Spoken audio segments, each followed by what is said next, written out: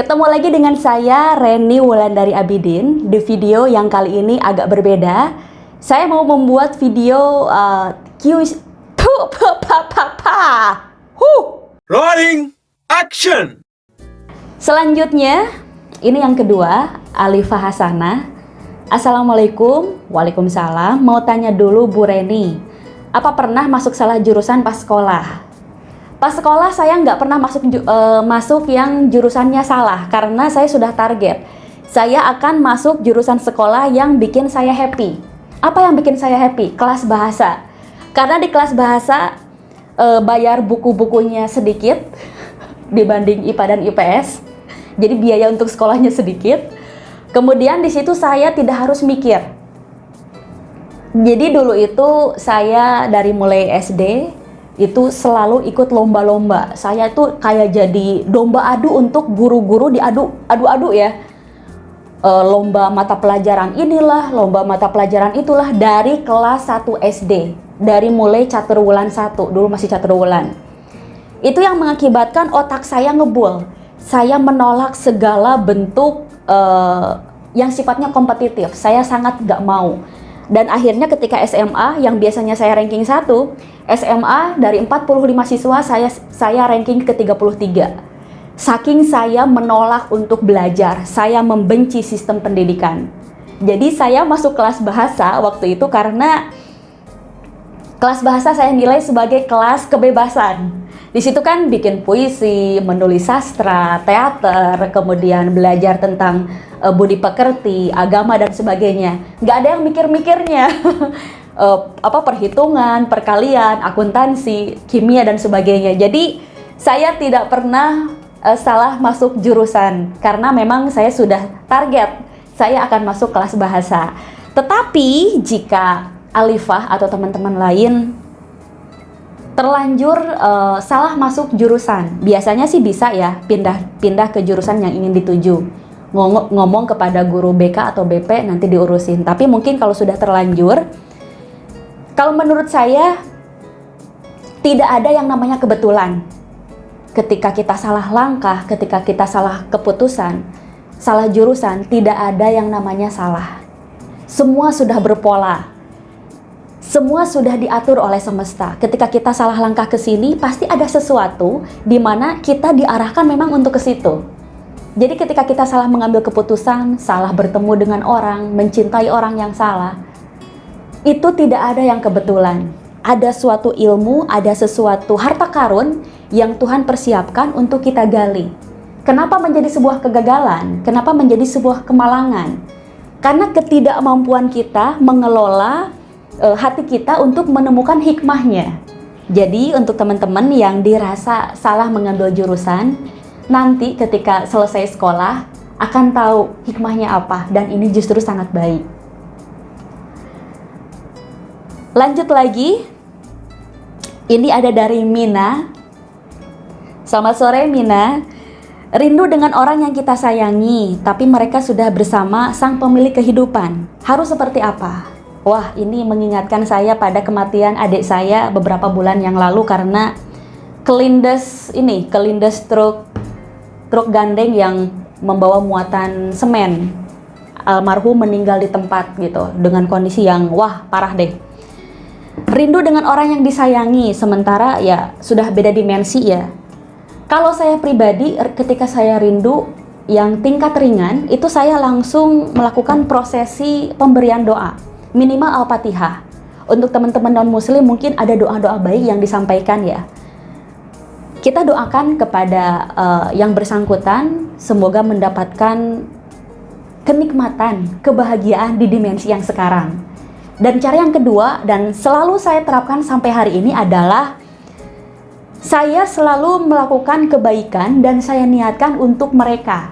Jadi misalkan saya sedekah. Ketika saya sedekah, saya niatkan untuk ayahanda saya niatkan untuk adik bungsu saya.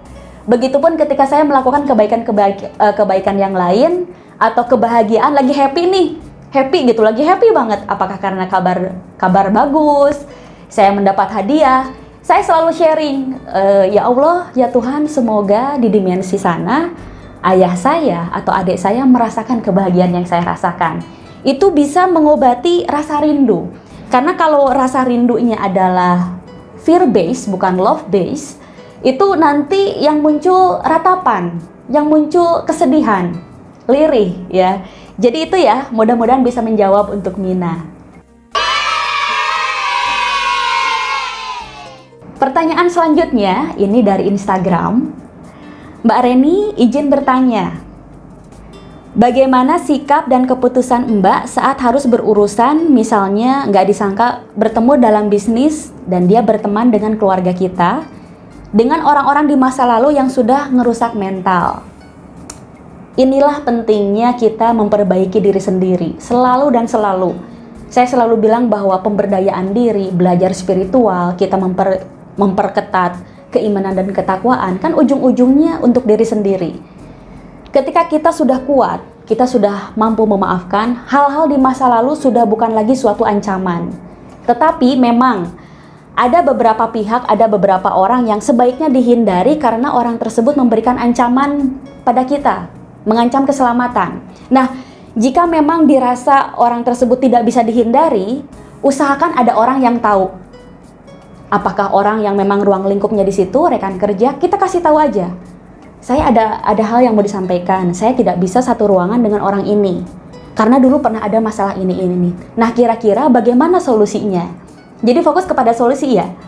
Bagaimana solusinya agar kerjasamanya tetap berjalan, lingkungan kerjanya tetap berjalan, tetapi saya tidak merasa terancam dengan kehadiran orang itu. Nah, biasanya pihak ketiga akan memberikan solusi, apakah mungkin pendampingan, apakah mungkin meminimalisir pertemuan gitu. Nah, di sisi lain, untuk kita yang mungkin juga mendapatkan posisi seperti itu, yang pertama tetap dan selalu perkuat diri sendiri secara mental. Dan yang kedua, jangan biasanya kenapa orang-orang tertentu mendominasi sehingga mereka bisa merasa berhak untuk menyakiti. Karena kita pikirannya itu lebih kecil daripada mereka. Kita merasa mereka lebih dominan daripada kita. Kita lebih inferior. Makanya kenapa selalu harus perkuat diri sendiri. Bila perlu belajar bela diri, kenapa enggak? Ini kan untuk proteksi diri kita. Gitu ya untuk Ardiana V. Makasih atas pertanyaannya.